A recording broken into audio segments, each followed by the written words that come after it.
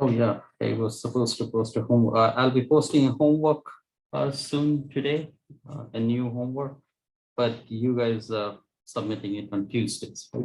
Tuesdays. So,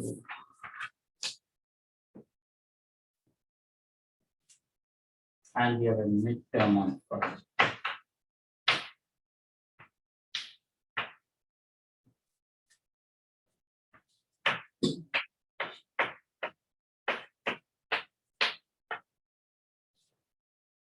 That's today.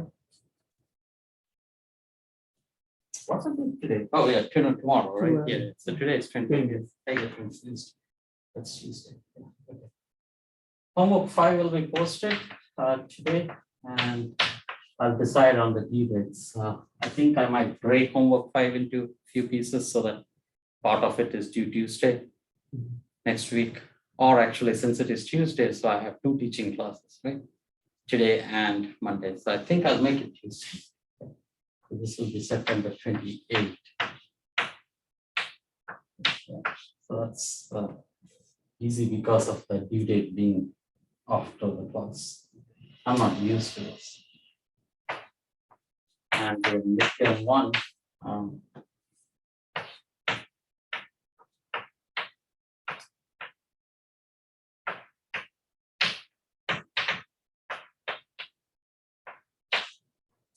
any questions on what midterm is going to be about, or any? Yeah, I mean, what is the syllabus? I mean, everything that we cover until the end of today. Yeah, or let's put it right after before the exam, right? Same thing.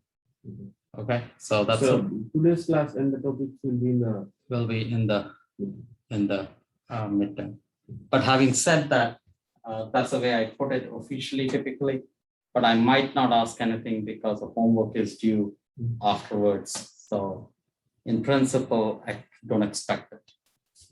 But by any, see, the point is that I don't try to do it, but at the same time, these concepts are so much related that there might be something that overflows into that. But I don't intentionally plan to ask anything.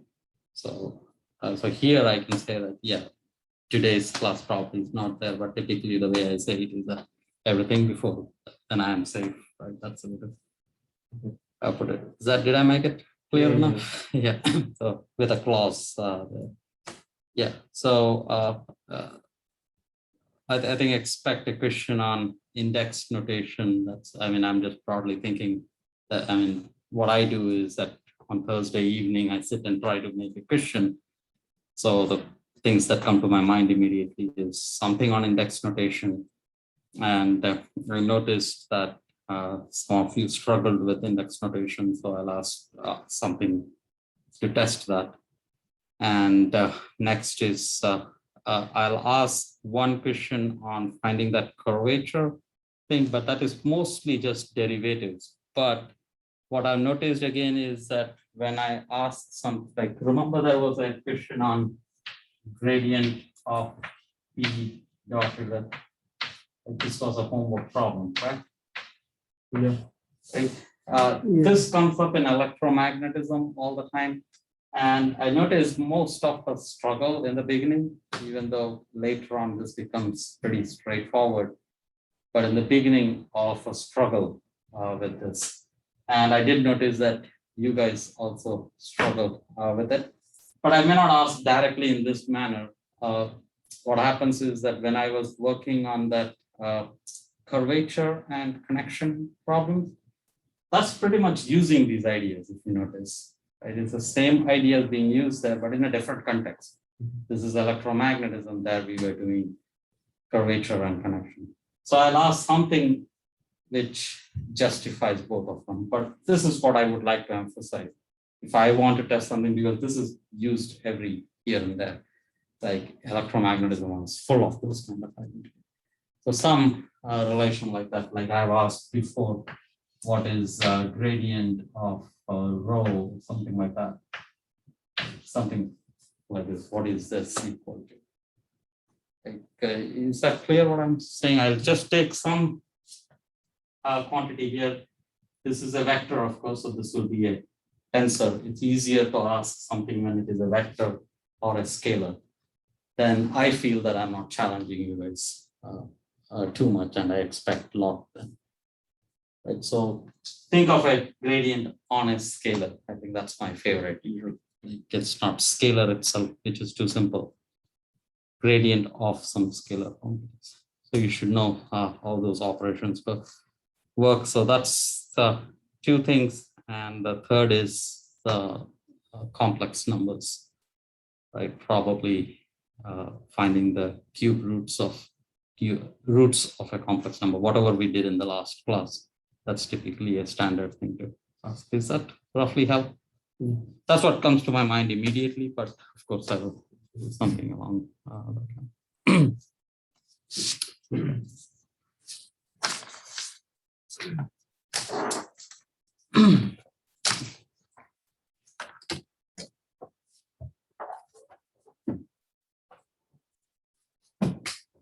So we defined basically addition, multiplication, or addition, subtraction, multiplication, division, even square roots now of a complex number. And one thing that's very useful is if we can define a derivative of a complex function. Right? So first we will define a complex function, and then we take the derivative of it. And the idea is there some neat features of that, and we will see that with an added constraint, we will not define the derivative in the usual sense. In fact, we will note that the usual derivative is not well defined on a complex plane. We have to define it, so we have to add some constraints to that, and that gives in very beautiful properties for a complex function, and it's usually called analytic function. So the topic itself is called analytic function, and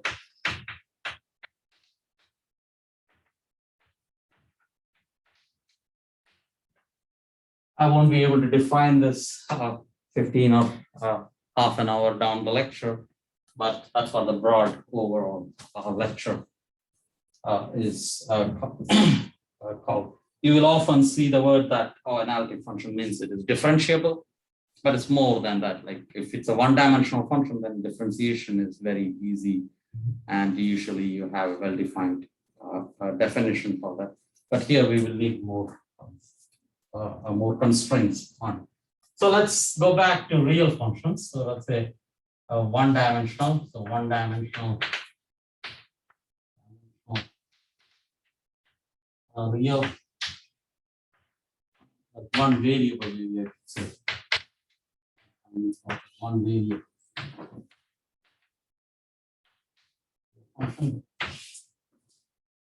And by that, what I mean is f of x. Example could be cosine of x, and I want to find the derivative of this.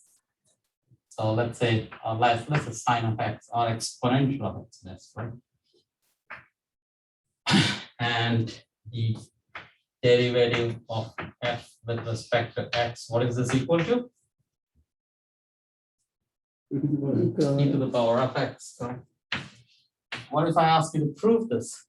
How do you know that this is the case?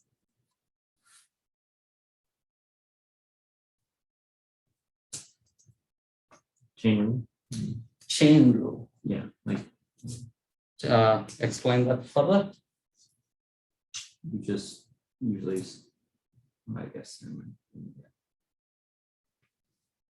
A chain rule is okay, but again, then you're assuming the chain rule property. Like something's very like even derivative of x, right? Take the most basic definition and derivative. How do we start with it? Like somewhere there must be a definition, right? What's the definition of derivative? If I give an arbitrary function, how do you define derivative? change of this function with respect to our time derivative. Correct, that's right. So you would say that if an arbitrary function is there, so you will first define delta f, right? You will say that I have only one variable here, so this is easy. So this is x. You make a small change, or let's say larger change. This is, you're making a change in x, and then subtract the original piece out of it. Right? If you're doing sine of x or sine function sine of 30, sine of 31, and then you subtract out sine of 30. So the change in x, and then you define delta x as or delta x, right? So this is delta x. Is nothing but x plus delta x, that's trivial, minus of x itself. When it's a linear function, it changes delta x itself. And derivative would be the change in f over change in x. So that's f of x plus delta x minus of f of x divided by delta x. Correct? Is that all? There's something more to it. Limit, right? Yeah. So it's not for any delta x, because if there is a delta x, if I were to plot this, for example, correct? So if I were to plot x, change this. If I were to plot f as a function of x, right? So this is your x, and that's your x plus delta x. So this is x plus delta x. So that this becomes delta x. Right? And delta f is here. So that's your delta f. Sorry, delta f. Right? F of x is here, f of x plus delta x is here. And the derivative is the ratio of these two quantities, which depends clearly on 2 points, right? On this point and this point. Like derivative, at least the way I have constructed here, it depends on 2 points. But if I take the limit now, so I take the limit approaching to that. So if I take the limit is LIM or LT? LIM. LIM, right? LIM delta x tends to 0. I take this limit of that point going all the way to the other point, and then it's a unique, it's a 1 point value, right? Only in that limit. If I take this ratio, that's not okay. And then if I take the same thing here, limit delta x tends to 0, and then I say that's my derivative. This I will define as my derivative.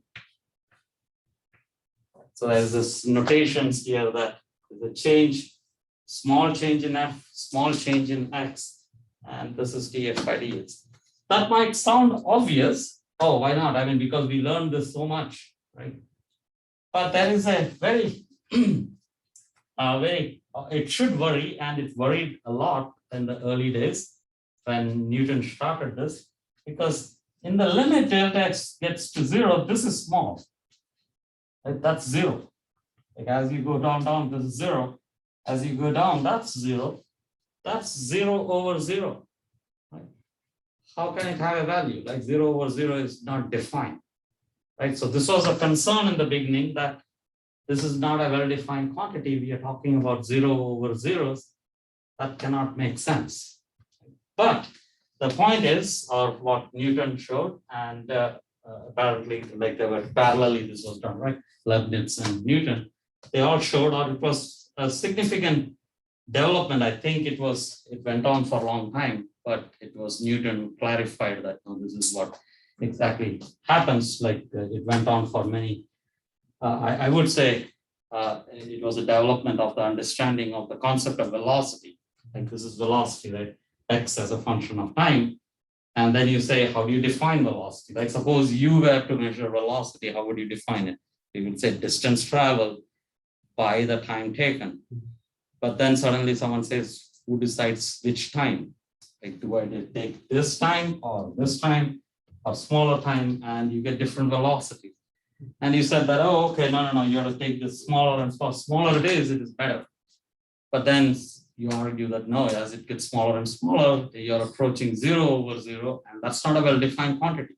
And there was a lot of concern over this because that's when we were understanding mechanics very well. But so what happened exactly? So let's see now that we have all the algebra in place, and we trust this much more. We know that this is 0/0 is in this sense well defined. So what exactly is happening? So let's look at it. Let's take a specific example. Let's say e raised to x, and let's see what is happening. Is this really okay, or are we really doing some? Is there a real issue there? Okay, so let's see how are we escaping this 0/0. Is that clear? So graphically, there is a 0/0, right? So how are we able to escape this? Any point there? Do you guys have a comment on it? How do we escape it? Suppose I say that this is useless. I know that 0/0 is not well defined. We all agree, right? If you see a 0/0, no, you don't trust it, right? You don't know how to do the algebra of that, right? So that's that. But derivative of this function is well defined. It's like derivative of exponential of e raised to x is well defined. So how do we get away with it?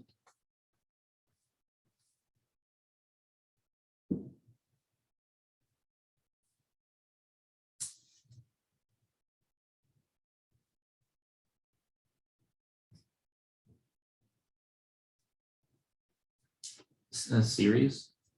Yeah, and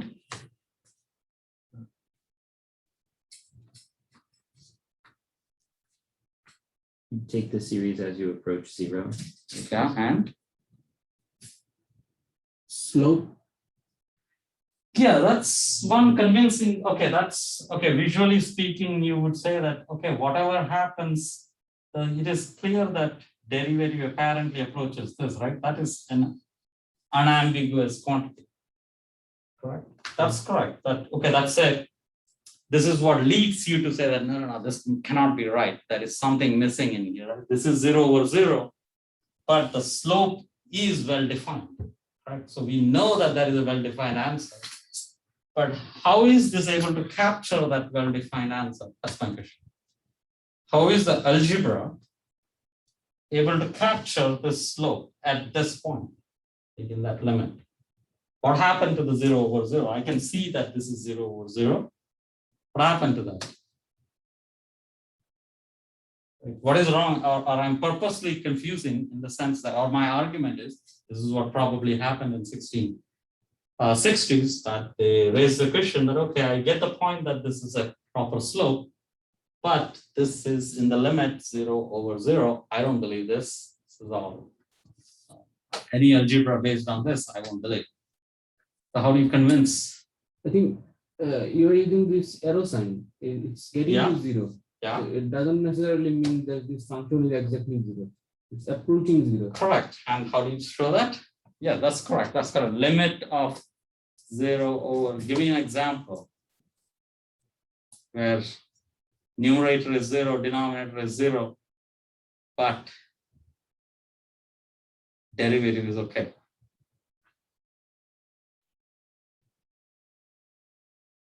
Like this thing, right? Exponential of x plus delta x minus exponential of x. That's two very close by quantities. That's 0. Divided by a 0, that's 0/0. And I see that, yeah, limit value is well defined. So let's see this, okay? So let's, and it comes around that so series expansion helps a lot. So that's what Ken was saying. So let's see how we'll proceed. So let's take an example, right? So f of x is equal to exponential of x. Let's think of this as a series. So this is,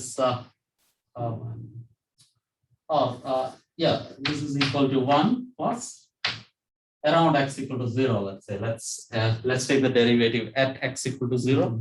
So around x equal to 0, what's it? X, right? X over 1 factorial. Right? This is okay. X cube and so on. And f of x plus delta x will be exponential of x plus x. Expand this again. So this will be equal to 1 plus x plus delta x by 1 factorial x plus delta x the whole square factorial plus so on. And now let me do delta f. And I have to divide it by delta x. I want to do this, right? In the limit, this goes to 0. Right? So I say I subtract these quantities, and I notice that x1 subtracts. So let me write this explicitly. So this is 1 plus there is an x over 1 factorial plus delta x over 1 factorial plus there is an x squared over 2 factorial plus 2 times x times delta x times 2 factorial plus delta x squared over 2 factorial and so on. Correct? I can also, so let me go further, right? Maybe it's okay. It's divided by delta x, right? X plus delta x divided by delta x. Oh, I have to subtract. Did I do this? Minus, right? Is there space out there? No. So this is all the numerator minus of, so this goes on, and then I have to subtract 1 plus x over 1 factorial, x squared over 2 factorial, and so on. And this whole thing is divided by delta x. Is that clear? Let me accept that, right? Mm-hmm. Now, can you see what happens? Let's subtract these quantities. 1 cancels out, x cancels out, x squared over 2 factorial cancels out, and so on. So what we have is there is a delta x in the denominator. So that's 1 over delta x. And what is remaining? The first one is surely delta x. In the second one, it's 2x. I think the best way to see this is that you take a delta x out, right? So I can I do this some other way? No. So this is probably this is a new. So this is 2x over 2 factorial times delta x plus what's the next thing that will come in?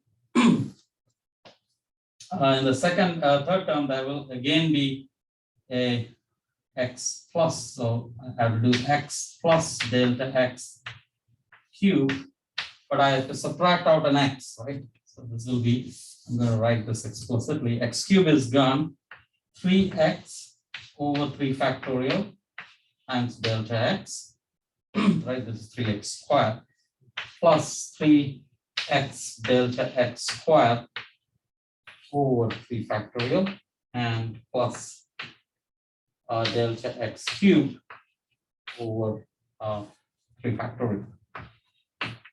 That's clear, right? And this is all positive. Plus, there is a 4th order, right? So it keeps going. The construction keeps going.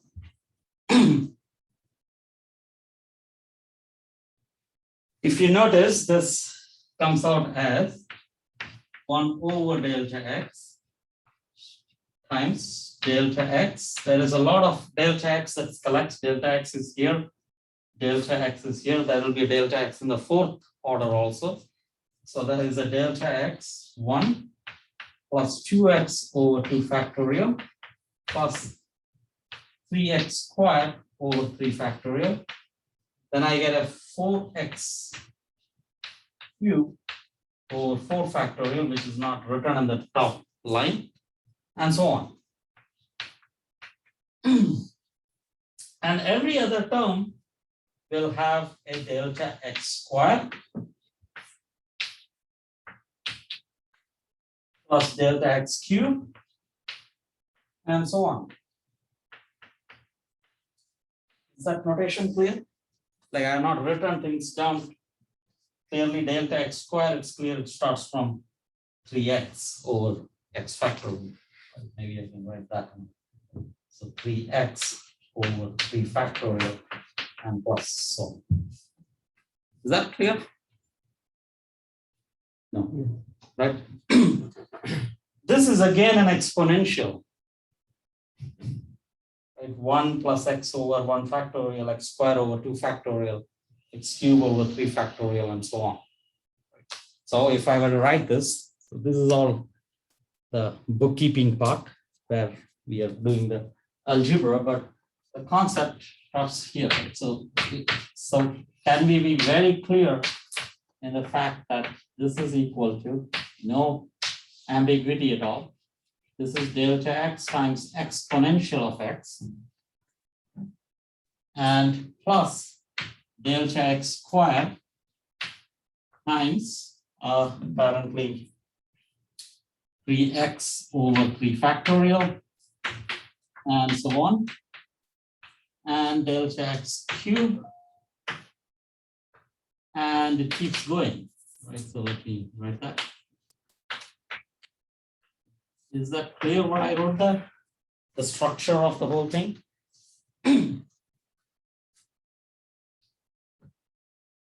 Like there will be a delta x term, delta x squared term, delta x cube term, and so on. Very clear?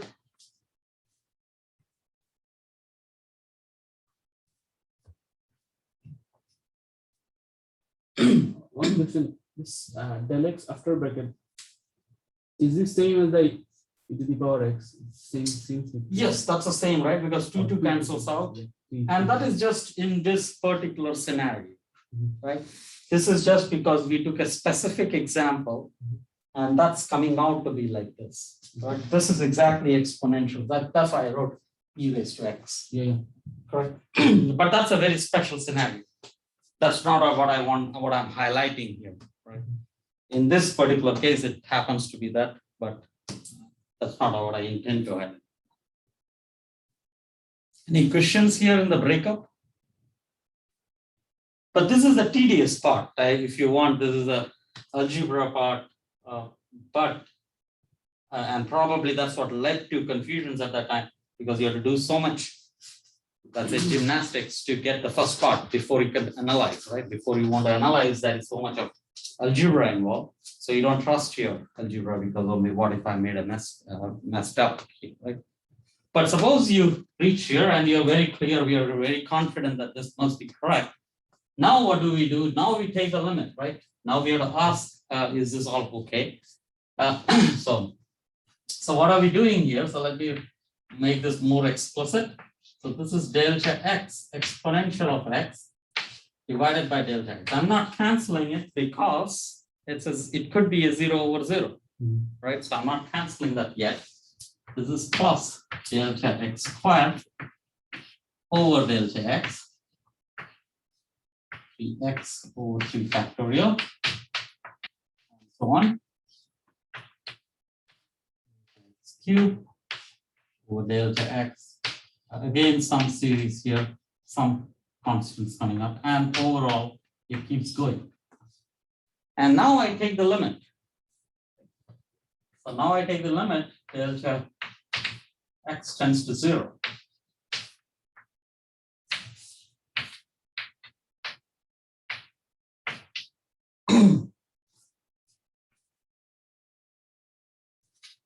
Now when I take the limit, the idea is that this is 1. Whatever that ratio is, it is, I take the limit after I do the division, and that's the idea of limit, but this is 0. Right? This is 0, so it's not that derivative is an approximation. This is exactly correct in that limit. Derivative is an exact expression. So these all go to 0. This survives, and that's exponential of x. And that's derivative df by dx. This step is what I want you guys to concentrate on. Always in derivative, the leading order cancels. Like derivative is the coefficient of a series expansion in the leading order term, x, whatever the variable goes to 0, that coefficient is the derivative. And all others, it's not an approximation, it goes to 0. Once delta x cancels out, there is a delta x remaining that goes to 0. This goes to 0, this goes to 0. It's not an approximation, it exactly goes to 0. So I want you guys to appreciate that. And that's what we want to capture. Now, we want to ask the same thing. Can we do this in 2 dimensions, let's say? And then we will ask what is it in on a complex form. Any questions here? And one can also point out that, okay, when I do this, I have, if I were on an x and an f, so this is the point on which I'm taking the derivative. When I'm taking the limit, I can start from here and come here, or I can start from there and come there. Right? Whenever I do this delta x, there are 2 ways of approaching the point. So then you add a condition that, okay, it's not only this, I have to have the same answer from both sides. If I get 2 different answers, then I don't know what I will do with it. Right? 2 different answers, it's ambiguous.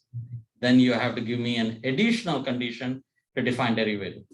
Sometimes people say that it is an average. Sometimes you say that, okay, it is the lower of the 2. Sometimes you will say it's the greater of the 2. But that's an added condition. Best is when both are the same. Like when both are the same, there is no ambiguity, you're perfectly good. And that's how usually, most of the time when we are working, that's what we do when the derivative from the left and derivative from the right is perfectly the same. And we say that's the derivative of funding. But we do come across situations, especially in physical, if you're in pure mathematics, you won't even touch it. You'll say that no, derivative from the left is not the same as derivative from the right. This is not well defined. So we give up, stop here and go home, right? But then sometimes in physics situation, we know that, oh, no, this makes sense in a lab. So we want to make sense of it. So you change the definition. You say that, okay, maybe you will take the average from the right and left. So there are situations of, that's called modeling, right? You'll proceed and say that, okay, let's change our definition and let's see how far back we can go. So that happens. But now let's make this 2-dimensional. Right? So this is 1 variable. So let's say 2 variables.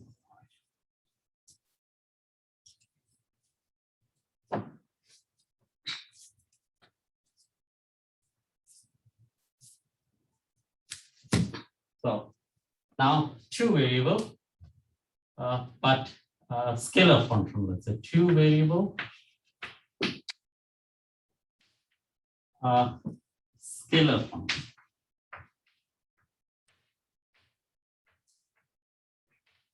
That means that now we have f of x comma y, but f is still a 1, so it is, so in a sense, if we want to precisely see this is r squared to r. X and y are 2 real variables, and you're going to real variable again. So it's so f is a real function, if you want, not in a complex world. Yeah. And now, again, you can see that it's harder to see this, but you can say that this is your x and y. But in 3 dimensions, you can go to 3 dimensions. 3rd dimension can be used for your f. And now this is a surface. Right? So this is a point about which you want to take the derivative. So this could be, think of this is your 2-dimensional surface, and you want to take the derivative here. So what will you do? Again, go back to our definition, change your variables a little bit, right? Then ask for how does the function change, and that's how you will go about. But now, how do you change your x and y? You can go in the whole 2-dimensional plane. So there is a whole circle around it, right? Circle or some domain around it. You can go in this direction. You can go in this direction or you can go in this direction. There are many directions you can go in. And then you ask, how does your f change accordingly? And that's your derivative. And that's correct. This is it depends on the direction in which you go. So let's define that. So again, you will say change in f over change in x. But now change in x, you want to define this properly, right? So how do you define that? So I can say delta x in the I direction plus delta y in the j direction. So let me make that more precise. So I say this is delta r, where delta r is delta x I hat of delta y j hat, delta y j hat. That's going to be my definition again. So this is my delta r if you want. Again, take the limit.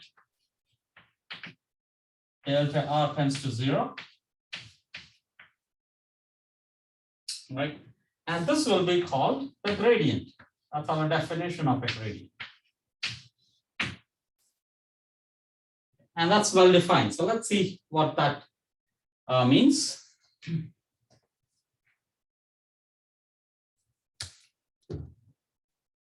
So this is equal to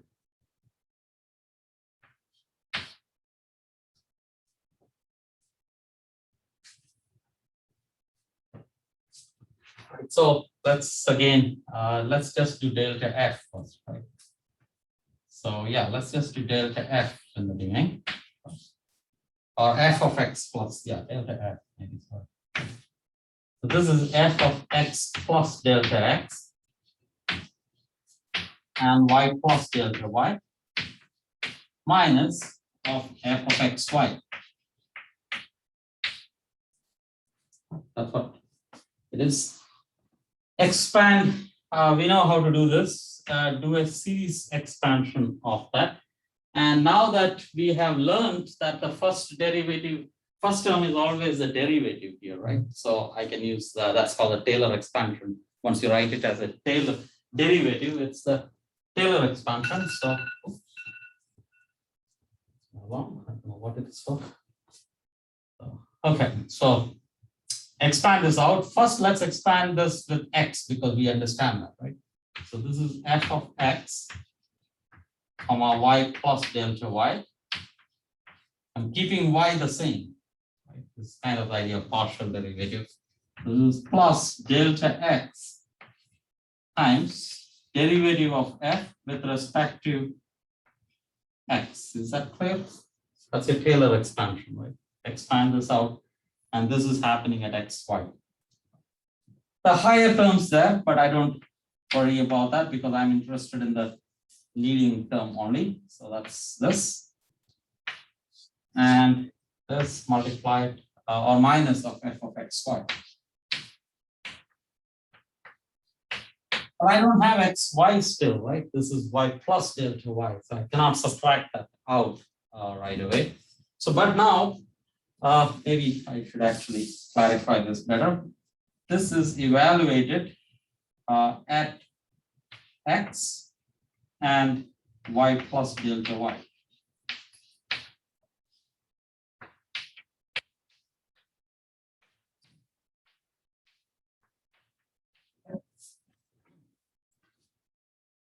To expand this out because I want to see the complete nature of this. Now do the y plus delta y. In the y, this is again a one-dimensional feature. Expand this out.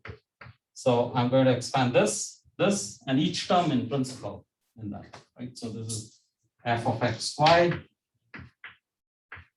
plus delta y. This is the first term itself. Delta f of x, y with delta y plus so on. This is the first term alone. Then the second term comes in. This is plus delta x.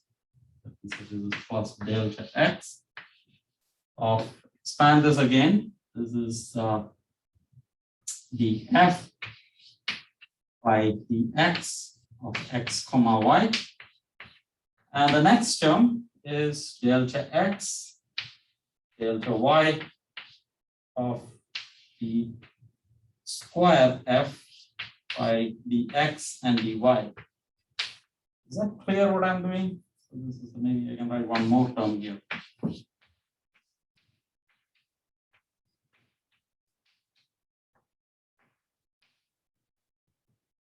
It keeps going. That's this term expansion, that's this term expansion. There's a lot of terms there, right? So you have to keep doing this.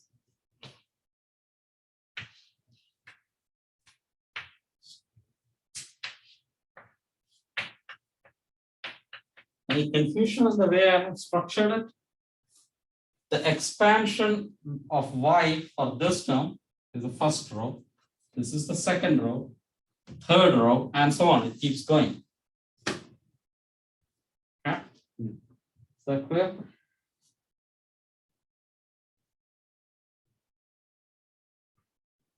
Can you just explain it this line? Yeah, maybe let me write this over now.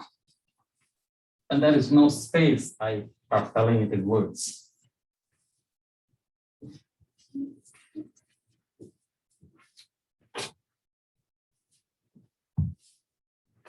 Okay.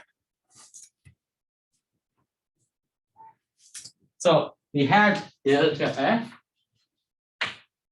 is equal to f of x plus x y plus delta y plus f of delta x, right?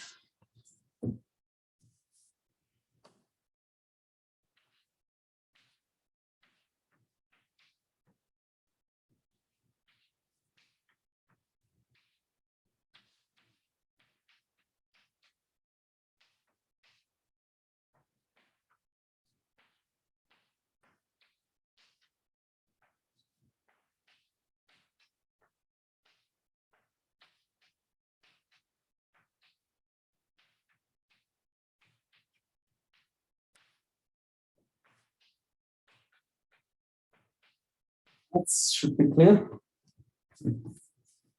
So that's the first line. I added one more term in this just for description, right? But now I say that this is equal to expand this. So this is f of, so this whole thing is a bracket. Right? So this whole thing, that's the same bracket. Right? So this is f of x, y. I'm expanding this alone. Plus delta y. Sorry, delta y. Delta y over 1 factorial.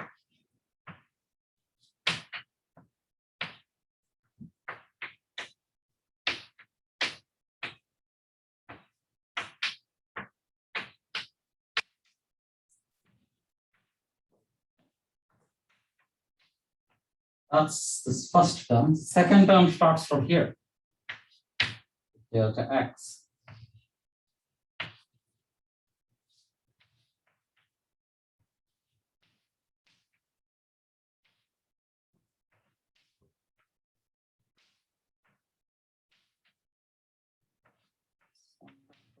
That's 1 factorial. And now I'm expanding this. So there's a d2f of xy. But one is with respect to x, one is with respect to y. And then you can keep going there. Second term will be delta y squared. Then you do this. Let me start from here. So this is delta x squared over 2 factorial. Second derivative of x squared, this time of xy, and there are higher terms in that, right? Next one will be delta y and so on. And this keeps going. Right? So let me say this keeps going like this to the denominator, to the bottom.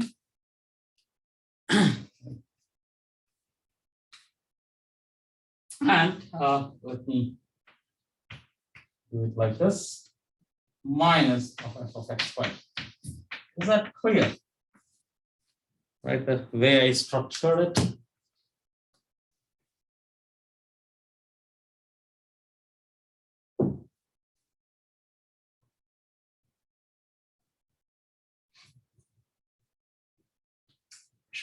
Could you explain the second to last line right there? Del X squared. This one? Yes, Okay, yes. this is this term I'm expanding. Maybe if I write the second term, I'm expanding this, right?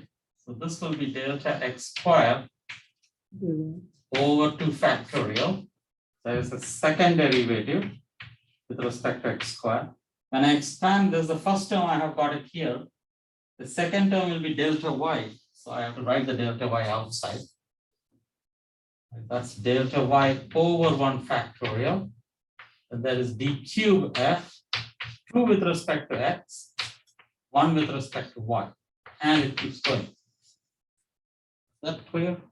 If I do the same thing here, this will be delta x,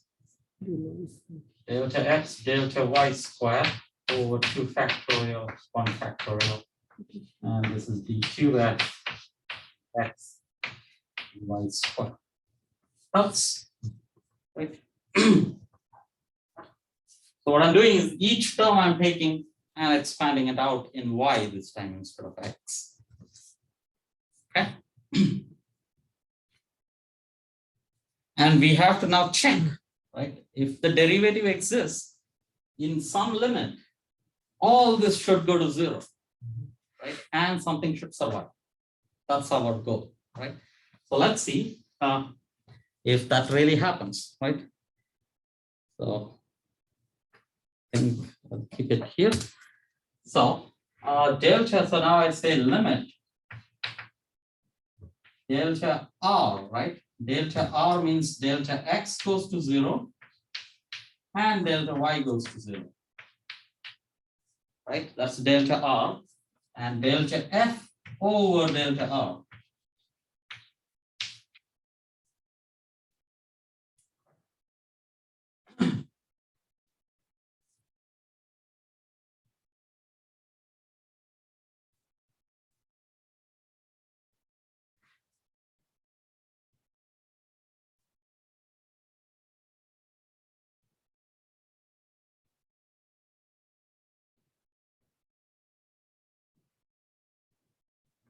Okay, that's so that's equal to. So there are two quantities. First of all, this is always a feature, right? This cancels out. It's an important, but that always happens, right? That constant term will always. Now comes delta, the linear terms in x and y. That is where the cancellation happens, right? The finite part comes in. But before we do that, this one is all 0, right? This all goes to 0. There are higher terms there. At least there are 2 delta y's, 1 delta y will remain, right? There is a delta x, delta y squared. After you cancel one of them, there's in the limit, they will all go to 0. So all that goes to 0, and what you are left out with is just this. There are 2 of them, and let's keep that. So in that limit, what is happening is again, so this is limit delta r going to 0 of delta x df by dx plus delta y df by dy and divided by, that is delta x plus delta y if you want to be.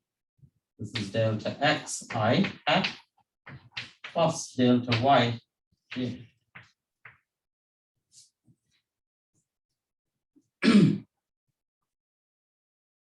And now we have to be careful. So notice that is this is nothing but a dot product, right? That's what saves you, right? This is a dot product, right? Like A dotted with B is x component. So that is a delta. So delta R is delta x I plus delta y j hat. And if you want gradient of f, is df by dx I hat plus df by dy j hat. And the dot product of these two is the numerator. So that's equal to delta r dotted with gradient of f divided by delta R, and in the limit,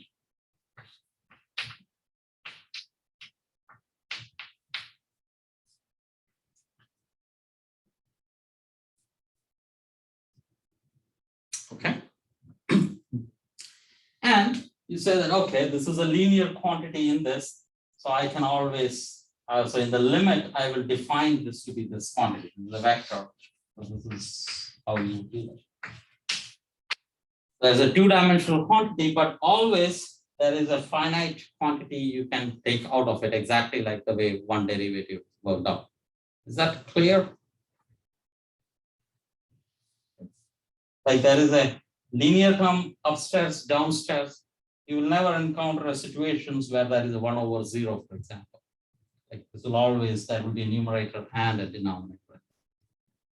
Now, a complex plane is very similar to a two-dimensional plane. And we would like to say that, can we define such a thing there? But it is more than that. This is a scalar function, all right? We want a vector function, right? In the sense there is a x component and a y component of the f, right? So we will do that there. But intermediately, we have this two-variable scalar function. Now we are going to do two-variable vector function.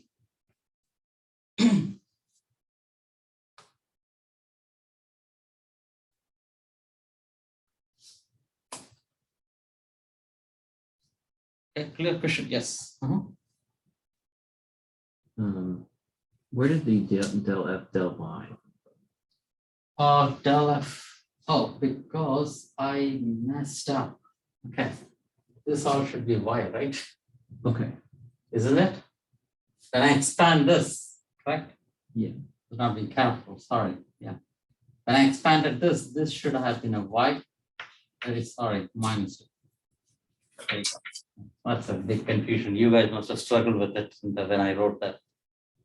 And you guys did not want to point it out. Yeah, sorry. Clear? That's that. Maybe that was a confusion of what's the pattern in here. Okay. This is expanding in y. This is expanding in y. I think I wrote that correct. Yeah. Right. 2x, 1. I think I wrote that. Yeah. And I also have another question. Yeah. So how do we know that when del r approaches 0, they both approach at the same rate? Only because it's linear. Both are linear, right? Oh, right. When Okay. x and x, they will cancel out. X and x squared do not cancel out. They have to go. So for example, often we say that infinity has a structure. You will hear this comments here and there. What do we mean by that? Something is growing. It can grow like x. It can grow like x squared. It can grow like x cubed. If you have two functions which are growing exactly the same way, and you subtract them, then you get a 0, right? If you subtract two quantities which is growing, both are infinity, x squared and x, they do not cancel. So that's why we say infinities do not cancel if we don't know how the infinity behaves. So limiting function is the best we can do for large numbers, right? So infinity minus infinity is not well defined, but if you know that this is an infinite quantity which grows like x, I have another infinite quantity which also grows like x, right? And then you subtract each other, then there is a well-defined subtraction. But there could be one infinite which is logarithmic, one infinite which is quadratic. No, then you don't subtract. So that's the idea. Here it is a 0 case in the denominator, but pretty much the same. Okay. So with all this, now we go into a complex plane, right?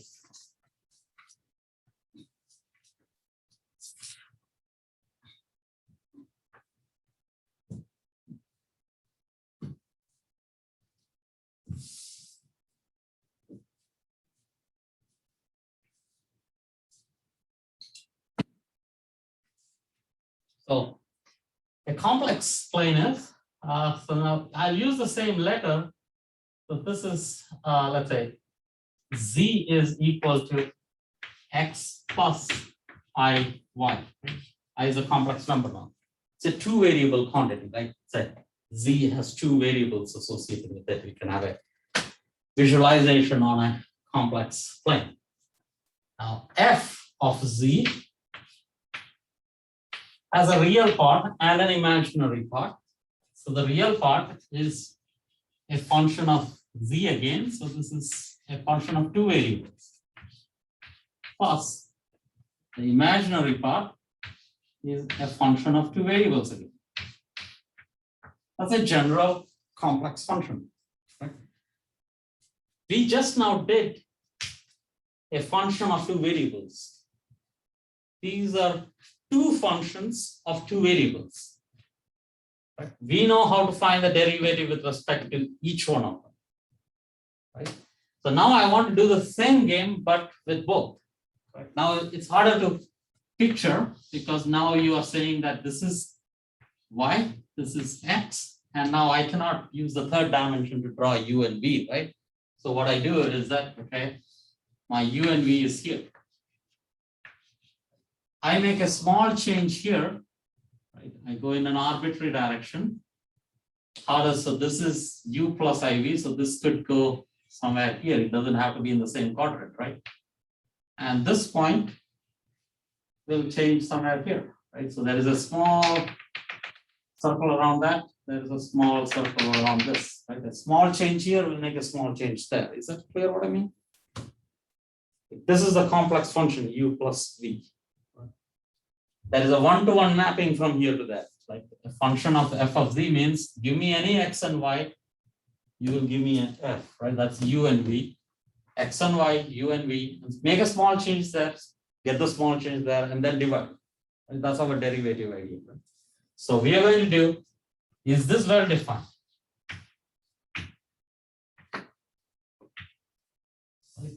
That's what we are going to ask. Right? So first let's do delta f and then come back and do the delta z. So let's do it. Same idea. So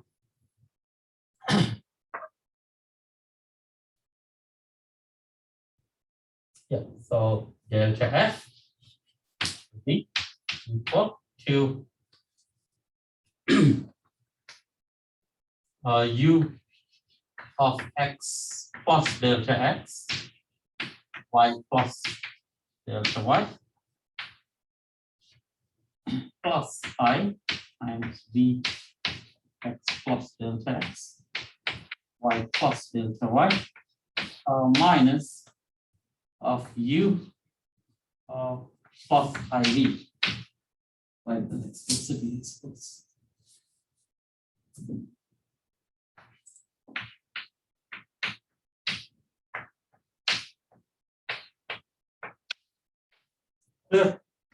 Oops, I did not change this.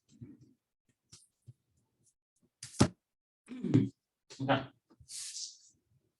Right. So now we know how to deal with this. So use that feature and I'll write this down. So this is equal to u of x comma y. Like two of them, right? So this is delta x du by dx plus delta y v by dy. Right? And we know there are higher order terms, but I'm going to write just write that as 3 dots. Correct? And the second term here is plus I v of xy minus I delta x. Did I do that? Yeah, delta minus no plus, right? Plus I delta x derivative with respect to x plus I delta y derivative with v with respect to 1. And again, keep going all the way. And let's say this is brackets here. And minus u of x comma y I v of x comma y. Why d or d Okay, then so first expression dv first? Okay. First, du by dx. second one, Oh, u. No, yeah, correct. Du by dy. So, thank you. This is u getting differentiated. Thank you. Thank you. And this is v getting differentiated. Clearly, u and iv cancel out. Always happens. And the linear terms are down there. Let me put that together. So there is delta x du by dx plus delta y du by dy plus I delta x d x plus I y by dy. And there are higher order terms. If I divide by delta x plus delta y, I have to do that division here. So let's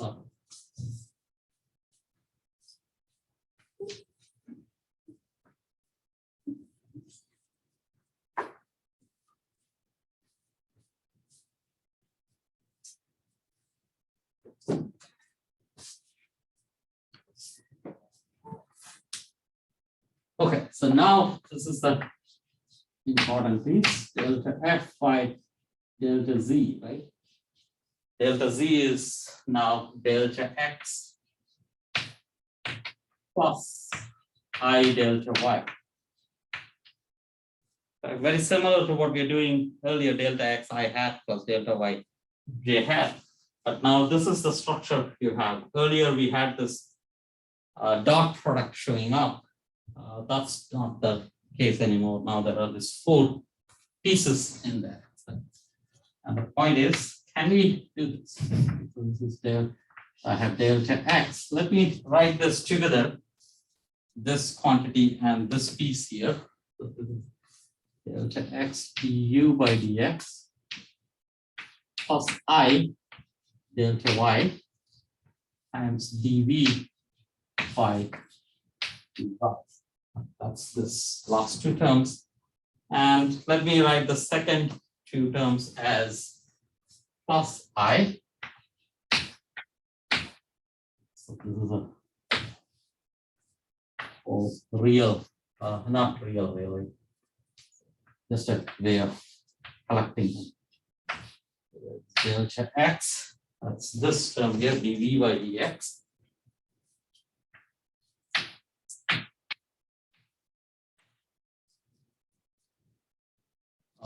And then there's minus I y du by dy, I guess. The higher order terms. But I'll divide this by delta x.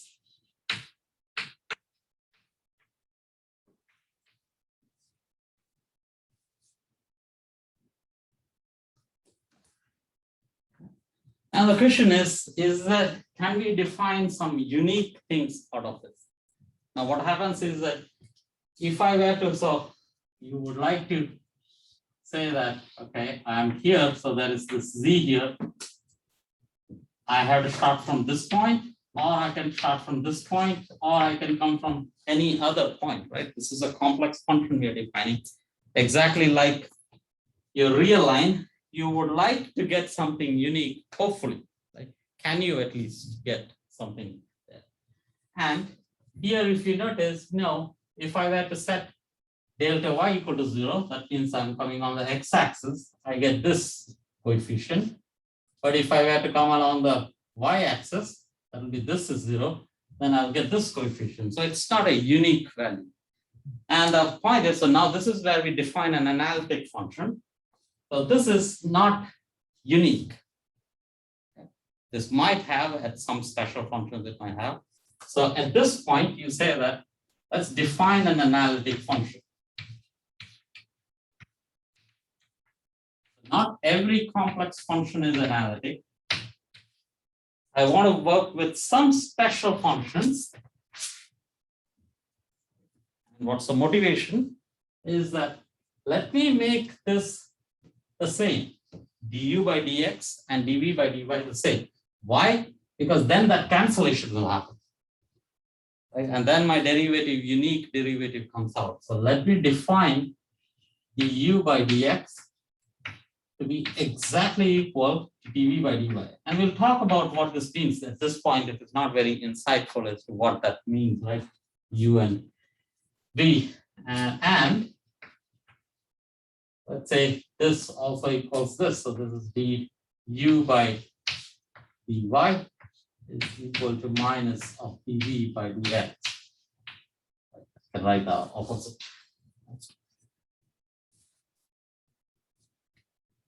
And then if that is the case, so that's what is called an analytic function. Okay. If that is the case, then I can define a limit. Then delta z tends to 0 of delta f over delta z. This is now unique because this now cancels out. And I can either say this or this because they are the same. So I would say this is du by dx. And this one, in terms of u, I will have these two cancel out, right? What did I want to? Yeah, because du by, yeah, let's skip this, right? These two are the same. They cancel out. Yeah, with the minus sign, right? They cancel out. And then I can keep I plus I dv by dx. Is that correct? What I did was I substituted du by dy with dv by dx with the minus sign, and then these two cancel out, and then there's extra I, the dv by dx. Or this is also equal to, if I were to equate this one down, then you would say this is dv by dy because that's the same as this, and dv by dx is this, so it's minus I du by dv by dy. What do you call it? Du dv by dx is du by dy. That's also correct. So I'm basically replacing this with the minus sign in du by dy, dv by dy. That's also a value. So if you want to take the derivative of a function, analytic function, you can either use this or use this. Let's do an explicit example just to see what these are. Any questions at this stage? Yes. You said they cancel out. Uh-huh. Can you replace them? Okay.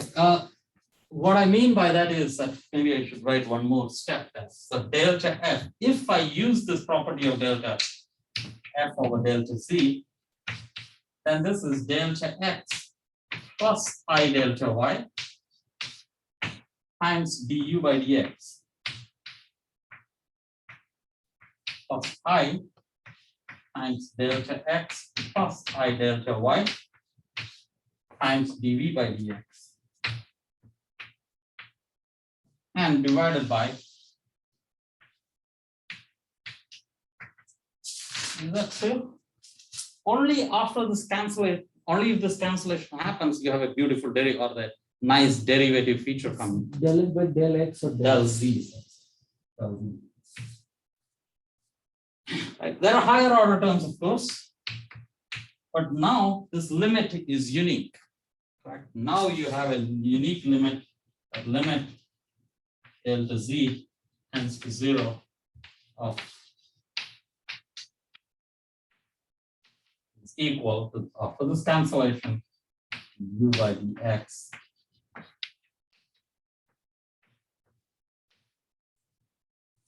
that clear? At this point, it seems like it's all algebraic, but we will give some properties to it. What does this mean? The way one has to imagine this is that in electromagnetism, you have this vector functions. We have a gradient and a curl. This is equivalent to saying that the curl of this function is vector function, like this way f has two properties, right? Curl of that complex function is 0.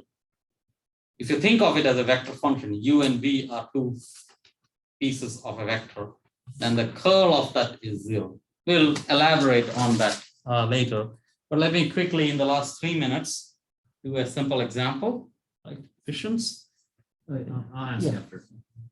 Go ahead. Ask. I was just curious on why we needed an analytic function this time, but not previously with the. Previously, there was only one piece on this. There was only this, right? So that cancellation was okay there. Like it was working out beautifully there. Oh, I see. It's just that now you have u and v, Oh, right? right. So this is, and the same thing will happen if you were to do a vector function. The curl is important for derivatives. Right? So like electrostatics is well defined, but electromagnetism gets tricky. Okay. Does that help? Yeah. Okay, so just quickly, one simple example, like just to verify, let's say f of z is let's say z itself, it is x plus iy. So then you would say u of xy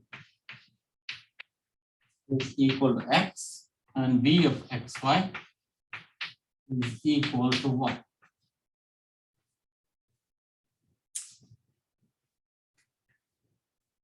Oh, by the way, these conditions are called Cauchy-Riemann conditions. So, we'll come back to that next class. Yeah. Let's do du by dx 1, du by dy is equal to 0, dv by dx is 0, and dv by dv by dy is equal to 1. And you have to check that these two are the same, and these two should be opposite to each other. But these are 0, so it doesn't matter whether it is opposite or not. This is 1. So that's so f of z equal to z is analytic. Oh, I need a quiz, right? So quiz check that f of z equal to z star. X minus I. Is that analytic?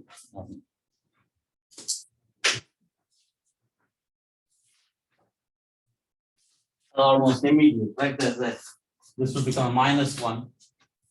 And is it analytic? F of z star? If this will be 1, this will be -1 now. It doesn't match, so it's not analytic. In fact, it will turn out that anything that has a z star in it, any function that has a z star in it is not analytic.